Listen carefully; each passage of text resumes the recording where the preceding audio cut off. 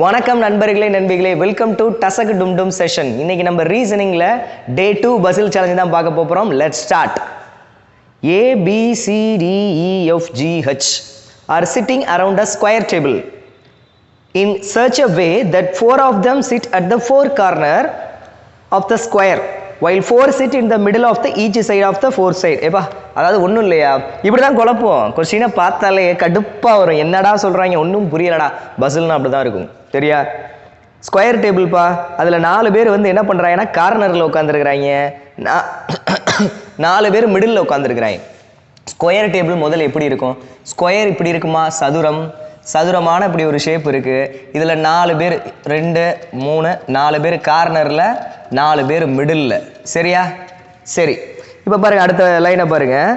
The one who sit at the four corner face the centre. அதாவது கார்னரில் உட்காந்துருக்கவங்களாம் சென்டர்னா என்ன, உள்ளே பார்த்து உட்காந்துருக்குறாங்க. கார்னரில் இருக்கிறாங்களா இவன்லாம் உள்ளே பார்த்து உட்காந்துருக்குறான். சரி, while those who sit in the middle of the side face outside. அதாவது மிடில் இருக்கிறதெல்லாம் யார்? இவங்கெல்லாம் வெளியே பார்த்த மாதிரி உட்காந்துருக்குறாங்க. கிளியர் தானே? ஃபேஸிங் இன்வர்ட் அவுட்வர்ட் சொல்லி கொடுத்துருக்குறான். கிளியர் தானே? முடிஞ்சா அப்படியே கொஸ்டினை ரீட் பண்ணுங்க. 2 female sit in the middle of the sides. புரியுதாயா? ஃபஸ்ட்டு இதை கரெக்டாக பார்த்து வரைஞ்சிருங்கய்யா. ஏரோ மார்க்கை தப்பு பண்ணிட்டீங்கன்னா ஆரம்பமே அமர்க்கலாம் ஆகி போயிடும் அப்புறம் சரியா. 2 female sit in the middle of the side and 2 at the corner. இப்போது 2 ஃபீமேல் மிடில்ன்றான். 2 ஃபீமேல் வந்து ஃபீமேல் மிடில். இந்த ஹிண்ட்டை எடுத்து எழுதி வச்சுக்கோங்க. ஏன்னா நம்ம நிறைய ரீட் பண்ணுவோம், வள அந்நேரத்தில் மறந்து போயிடும். 2 ஃபீமேல் வந்து மிடில், 2 ஃபீமேல் என்ன கார்னர். ஓகே, இந்த ஹிண்ட் இருந்ததுன்னா அப்பப்போ பார்த்துக்கிறலாம். எதுமோ எழுதியிருக்கிறோமே, இது கொடுத்துருக்குறாங்க இல்லைன்னு ஞாபகம் வரும். மனசுலலாம் வச்சுக்கிட்டுலாம் சால்வ் பண்ண முடியாது, மறந்து போயிடும். 2 females sit in the middle of the sides and 2 at the corner. A sits second to the left of G. A வந்து second to the left of G. இப்போ G எங்கேயோ உட்காந்துருக்கிறாப்புல, ஜியோட செகண்ட் லெஃப்ட். ஜியோட செகண்ட் லெஃப்டில் யார்? ஏ. Clear தானே? எழுதிடலாமா? எழுதிடலாம். அடுத்து G sit in the middle of the one of the side. எப்போ G வந்து மிடில்னு சொல்லிட்டான், அப்போ அதை ஃபில் பண்ணிடலாமா? இங்கே வருவானா, எங்கே வேணால் வரலாம், ஏதோ ஒரு மிடில். அப்போ G எங்கே போட்டுருவோமா? G எங்கே போட்டுட்டேன் அப்படின்னா ஜியோட செகண்ட் லெஃப்டில் யார்? ஏ அப்படின்னு சொல்லியிருக்கிறான். அப்போ G வந்து இங்கே பார்த்த மாதிரி இருக்கிற சவுத் டைரக்ஷனை. இவருக்கு லெஃப்ட் சைடு எது? இங்கிட்ட, அதாவது மூஞ்சி இந்த பக்கம் இருக்கியா, லெஃப்ட் சைடு இங்கிட்டு தானே வரும். லெஃப்ட்டில் எத்தனாவது left? Second left. First second left. அப்போ ஏ யார்? இங்கே வருவான். கிளியர் தானே? இந்த பாயிண்டை முடிச்சாச்சுல, இதை அழிச்சிருவோமா? ஓகே, இந்த பாயிண்ட் வேண்டாம். அடுத்து okay, A sits second to the left of G. G sits in the middle of the one of the side. C sits fourth to the right of his wife. அதாவது சீன்றவன் அவன் ஒய்ஃபோட fourth ரைட்டில். C sits fourth to the right of his wife. சியோட wife யாருன்னு தெரியுமா? C's wife யாருன்னு தெரில. இந்த ஒய்ஃபோட எத்தனாவது ரைட்டு? Fourth right. ஷார்ட் எழுதிங்க. ஃபோர்த் ரைட்டில் யார்? சி உட்காந்துருக்கிறாரு. கிளியர் தானே? அதுதானே இந்த பாயிண்டாக கொடுத்துருக்குறான். C sits fourth to the right of his wife. சியோட ஒய்ஃபோட ஃபோர்த் ரைட்டில் சி இருக்கிறாப்புல. கிளியர் தானே? அவ்வளோதான். அடுத்த point, and his wife is not an immediate neighbour of A or G. அதாவது அவங்க ஒய்ஃப், சியோட ஒய்ஃப் இருக்கிறாங்களே, சியோட ஒய்ஃப் வந்து ஏ பக்கத்துலையும் வரப்படாது, அதே மாதிரி ஜி பக்கத்துலையும் வரப்படாது. புரியுதா? அப்போ நான் என்ன பண்ணுறேன்னா, ஏ இங்கே உட்காந்துருக்கான்னு ஆல்ரெடி தெரியும். ஏக்கு பக்கத்துலையும் என்ன, சியோட ஒய்ஃபை உட்கார வைக்கக்கூடாது, ஜிக்கு பக்கத்துலேயும் உட்கார வைக்கக்கூடாது. இங்கேயும் வராது. அப்போ வரக்கூடிய இடம் என்னன்னா, இங்கே வரலாம், இந்த 3 இடத்துல வரலாம். சரியா? இப்போ யோசிங்க. இப்போ நான் சியோட ஒய்ஃபை இங்கே போட்டேன்னா, சியோட ஒய்ஃபோட ஃபோர்த் ரைட்டில் யார் இருக்கா? சி இருக்கிறான். அப்போ இங்கே போட்டேன்னா இந்த சைடில் இருக்கிற மாதிரி இருக்கா? இவங்களுக்கு ரைட் சைடு அங்கிட்டு வருமா? அப்போ சி ஒய்ஃப் இங்கே உட்காந்தா ஃபஸ்ட்டு செகண்டு தேர்டு ஃபோர்த் ரைட்டில் சி வரணும். ஆனால் இங்கே ஏ இருக்கிறான்ல, அப்போ சி ஒய்ஃபை இங்கேயும் உட்கார வைக்க முடியாது. அப்போ வேறு எங்கேயும் உட்கார வைக்கலாம். இங்கே உட்கார வைப்போமா? இங்கே உட்கார வச்சு பார்ப்போம். சியோட ஒய்ஃபை இங்கே உட்கார வச்சா ஃபஸ்ட்டு செகண்டு தேர்டு ஃபோர்த் ரைட்டில் சி வரும். இதே சியோட ஒய்ஃபை இங்கே உட்கார வச்சா ஃபஸ்ட்டு செகண்ட் தேர்டு ஃபோர்த் ரைட்டில் ஆல்ரெடி ஜியில் உட்காந்துருக்கிறான், அவன் மடியிலே அதுக்கு உட்கார வைக்க முடியாது. அப்போது சீஸ் ஒய்ஃபை இங்கே போட்டேன்னா இவங்களுடைய ஃபோர்த் ரைட்டில் யார் இருக்கிறா? அவங்க ஹஸ்பண்டு. கிளியரா? அவ்வளோதாயா. இதை முடிச்சாச்சு. அப்புறம் இதுக்கு இந்த பாயிண்ட்டு வேண்டாம், இது அழிச்சு விட்ருவோமா? அவ்வளோதான், முடிச்சுட்டு போய்கிட்டே இருப்போம். ஓகே அடுத்த பாயிண்ட்யா. அடுத்த பாயிண்ட் என்ன? C is fourth to the right of his wife is not immediate neighbor of A or G. Okay அது வரையும் முடிச்சிட்டோமா? அடுத்து B ன்னு ஆரம்பிக்குது பார்த்தீங்களா, அதை ரைட் பண்ணுங்க. B sits third to the right of her husband. எப்போ B வந்து third to the right of her husband. B's husband யாருன்னு தெரில. Bயோட ஹஸ்பண்டோட எங்கே இருக்கிறாங்க? தேர்டு ரைட் மூணாவது ரைட் சைடில் யார் உட்காந்துருக்கிறா? B sits third to the right of her husband. Clear தானே? பியோடைய ஹஸ்பண்டோட தேர்ட் ரைட்டில் யார்? பி. அப்போ பீன்றது யார்? ஒய்ஃப்னு அர்த்தம். பீன்றது ஒய்ஃப்னு அர்த்தம். பியோட ஹஸ்பண்ட் இருக்கிறாரு, அந்த ஹஸ்பண்டோட தேர்ட் ரைட்டில் பி உட்காந்துருக்குறாங்க. அப்போ அவங்க ஹஸ்பண்டோட தேர்ட் ரைட்டில் பி உட்காந்தா பி வந்து ஒய்ஃபு. பி ஒய்ஃபையா? பியோட ஹஸ்பண்ட் யாருன்னு தான் தெரில. கிளியர் தானே? Right. B does not sit at the any corner. B வந்து கார்னர்லேயே வரக்கூடாதுன்ட்டான். பி வந்து கார்னர்லேயே உட்கார வைக்கக்கூடாது. அப்போ பி கார்னரில் வரக்கூடாதுன்னா மிடில் வரலாம். எங்கெங்கே வரலான்னு யோசிங்க. ஆல்ரெடி ரெண்டு மிடில் ஆள் இருக்கிறாங்க. அப்போ இந்த மிடிலா ரெண்டு டவுட் வருதா?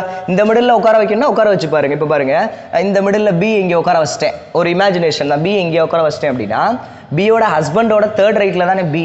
அப்போ இங்கே உட்காந்துருந்தாங்க அப்படின்னா பியோட ஹஸ்பண்ட் இங்கே உட்காந்தாதான் ஃபஸ்ட்டு செகண்டு தேர்ட் ரைட்டுன்னு இங்கே உட்கார வைக்க முடியும். கரெக்டாக நான் சொல்கிறது? அப்போ பி இங்கே ஓகே, ஏன்னா ஆல்ரெடி இங்கே இருக்கிறான்ல. சி வந்து எப்படி பியோட ஹஸ்பண்ட் ஆக முடியும்? புரியுதா? அதாவதுயா பி இங்கே இந்த ரெண்டு இடம் தான் காலியாக இருக்குது மிடில். இங்கே ஒரு ரவுண்டு, இங்கே ஒரு ரவுண்டை போட்டு வச்சுக்கோங்க. இதுவும் தான் காலி.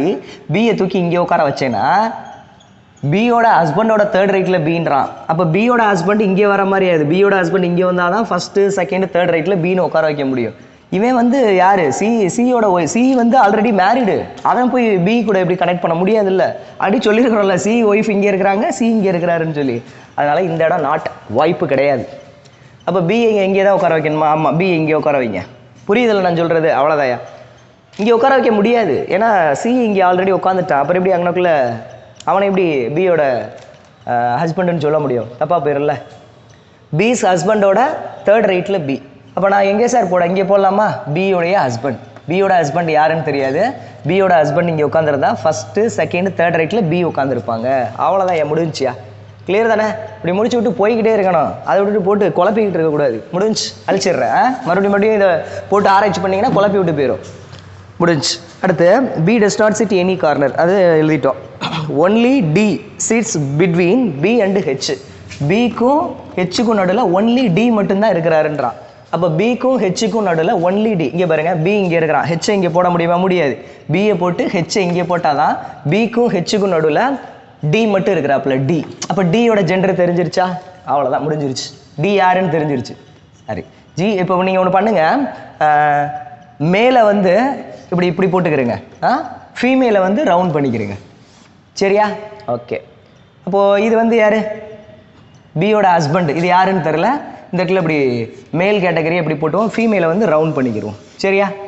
கிளியர் தானேயா? ஓகே, முடிஞ்சிருச்சு. அடுத்த point, H is the husband of A. H is the husband of A. ஹெச்ன்றது ஹஸ்பண்ட் தான். H husband of A. அப்போ இவங்க ரெண்டு பேரும் மேரிட் கப்புள்லாம் எடுத்து எழுதிடுவோமா? ஹெச்சும் ஏவும் மேரிடு. ஹெச்சு ஹஸ்பண்டு, இவங்க ஒய்ஃபு. இது ஒரு பேர். அடுத்து வேறு என்னப்பா பேர் இருக்குது? டீன்றது ஒய்ஃபு, சீன்றது ஹஸ்பண்ட். இது ஒரு பேர். சரியா? வேறு எங்கேயா பேர் இருக்குது? இந்த இது பி ஹஸ்பண்டு பி. பி வந்து ஃபீமேல். பியோட ஹஸ்பண்ட் யாருன்னு தெரியலை இன்ன வரையும். சரியா? அவ்வளோதானே? ஓகே. லாஸ்ட் பாயிண்டை ரீட் பண்ணுவோம். H is the husband of A. அதை முடிச்சாச்சு. இ இஸ் மேல். இ வந்து மேலுன்னு சொல்லிட்டான்.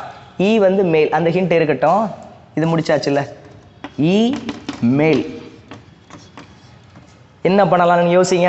கமான். இ மேலுன்னு சொல்கிறான். எங்கனுக்குள்ளே உட்கார வைக்கலாம்? கமான். ஆல்ரெடி கொஸ்டினில் அந்த ரெண்டு வார்த்தை எது கொடுத்துருக்குறான்? ரெண்டு ஃபீமேல் வந்து மிடில் உட்காரணும், ரெண்டு ஃபீமேல் வந்து கார்னரில் உட்காரணும் அப்படின்னு சொல்லியிருக்கிறான். இப்போ பாருங்கள், ரெண்டு ஃபீமேல் மிடில்னா ஆல்ரெடி இங்கே ஒரு ஃபீமேல் வந்துருச்சு, இங்கே ஒரு ஃபீமேல், மிடில் ரெண்டு ஃபீமேல் வந்துருச்சு. அப்போ இனிமேலாம் இந்த இடத்துல வந்து என்ன பண்ண முடியாது சொல்லுங்கள்? ஃபீமேலை மறுபடியும் போட முடியாது. அப்போ இது ஒரு மேல் ஜெண்டர். சரியா? முடிஞ்சு போச்சு. அப்போ அதை முடிச்சாச்சு. இது முடிஞ்சு. டூ ஃபீமேல் கார்னர்ன்றான். கார்னரில் எங்கேன்னு பாருங்கள். கார்னரில் இந்த இங்கே ஒரு ஃபீமேல் இருக்குது, அது மேல் இது மேல். அப்போ இங்கே என்ன இருக்கலாம்? ஃபீமேல் தான் இருக்கலாம்.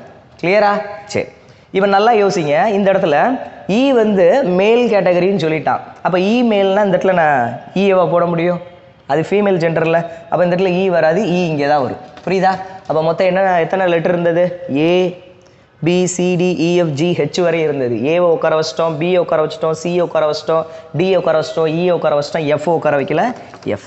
சரியா? முடிஞ்சு போச்சு. அவ்வளோதான்யா, முடிஞ்சு. That's all, that's all, enough. இப்போ நீங்களே சொல்லுங்களேன், பியோட ஹஸ்பண்டோட தேர்டு ரைட்டில் பி உட்காந்துருக்குறாங்களா? பியோட ஹஸ்பண்ட் யார்? இ.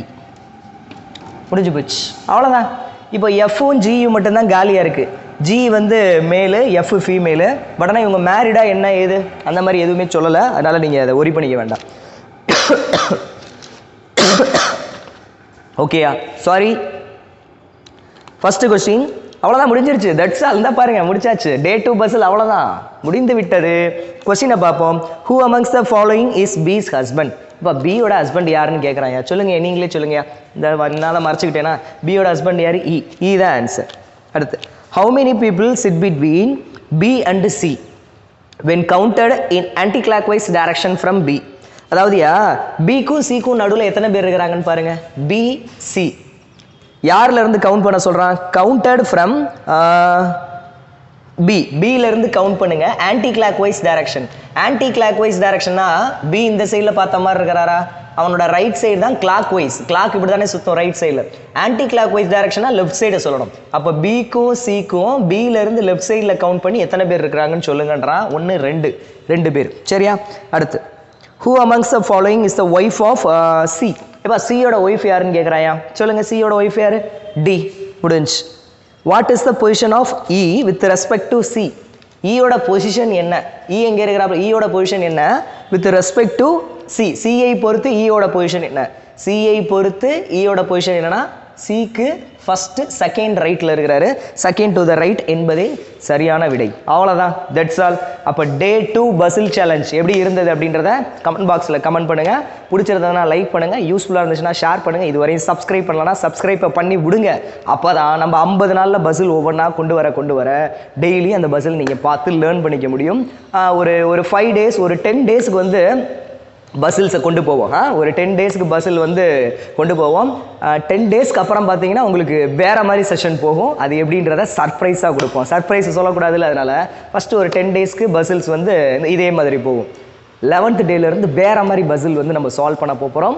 அதனால் தொடர்ச்சியாக நம்ம வீடியோவை பாருங்கள், இன்ட்ரெஸ்டிங்காக இருக்கும். லேர்ன் பண்ணிக்கிறதே ஒரு கஷ்டமாகவே இருக்காதியா, ஜாலியாக லேர்ன் பண்ணிக்கலாம். ரொம்ப ஈஸியாக இருக்குயா. இதெல்லாம் ரொம்ப கஷ்டமாக போட்டு அடித்து மண்டையில் ஏற்றணும், மனப்பாடம் பண்ணணும், படிக்கிறோம், அதெல்லாம் வேணாம். ஜாலியாக கூலாக ஒரு செஷன் அட்டன் பண்ணால் நம்ம சேனலுக்கு வாங்க.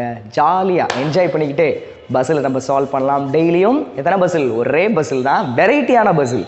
ஒவ்வொரு நாளும் பார்க்கக்கூடிய பஸ்ஸில் எல்லாமே வெரைட்டியாக இருக்கும், ரிப்பீட் ஆகாது அப்படின்றத இந்த இடத்துல நான் பதிவு பண்ணியே ஆவேன். அடுத்த ஒரு இன்ட்ரெஸ்டிங்கான வீடியோ டிஸ்கஸ் பண்ணலாமா? ஓகே, அடுத்த ஒரு இன்ட்ரெஸ்டிங்கான வீடியோவில் டிஸ்கஸ் பண்ணலாம். இத்துடன் உங்களிடமிருந்து விடைபெறுவது உங்கள் ஸ்ரீதர். நன்றி, வணக்கம்.